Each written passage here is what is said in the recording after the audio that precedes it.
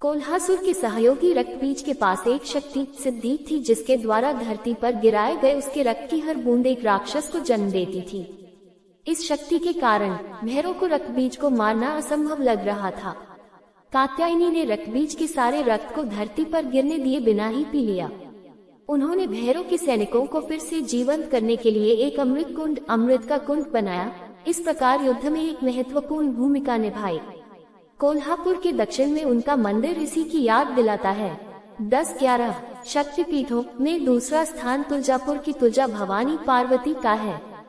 ये भोसले राजघराने, यादवों और विभिन्न जातियों से संबंधित अनगिनत परिवारों की कुलदेवी है।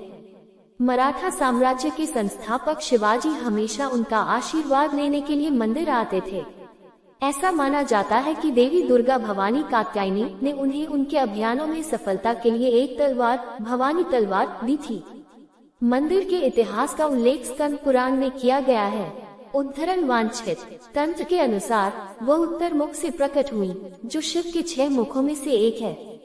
इस चेहरे का रंग नीला है और इसमें 3 आँखें हैं। भागवत पुराण के 10वें सर्ग के 22वें अध्याय में कात्यायनी व्रत की कथा का वर्णन है, जिसमें ब्रज के गोकुल के ग्वालों की विवाह योग्य युवा पुत्रियों गोपियों ने कात्यायनी की पूजा की और कृष्ण को पति के रूप में पाने के लिए शीत ऋतु के पहले महीने मार्गशीर्ष के पूरे महीने के दौरान व्रत या शपथ ली। इस महीने के दौरान उन्होंने केवल बिना मसाले वाली खिचड़ी खाए और सूर्योदय के समय यमुना में स्नान करने के बाद नदी के किनारे देवी की मिट्टी की मूर्ति बनाए और चंदन के गूदे, दीपक, फल, सुपारी, नए उगे पत्ते, सुगंधित माला और धूप जैसे सुगंधित पदार्थों से मूर्ति की पूजा की। यह उस प्रकरण से पहले की है जहाँ कृष्ण यमुना नदी में स्नान करते समय उनके कपड़े छीन लेते हैं। 13-14 नवरात्रि के छठे दिन उनकी पूजा और सम्मान किया जाता है।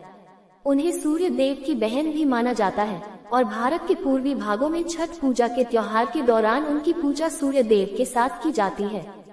भारत के दक्षिणी छोर पर स्थित किशोर कुंवारी देवी कन्या कुमारी को कात्यायनी या पार्वती का अवतार माना जाता है। वह तपस्या और संन्यास की देवी है। पोंगल थाई पोंगल के दौरान एक फसल उत्सव जो मकर संक्रांति के साथ मेल खाता है और तमिलनाडु में मनाया जाता है। युवा लड़कियों ने बारिश और समृद्धि के लिए प्रार्थना की और पूरे महीने उन्होंने दूध और दूध से बने उत्पादों से परहेज किया। महिलाएं सुबह जल्दी स्नान करती थीं और गीली रेत से बनी कात्यायनी की मूर्ति की पूजा करती थीं। तमिल कैलेंडर के अनुसार थाई महीने जनवरी-फरवरी के पहले दिन तपस्या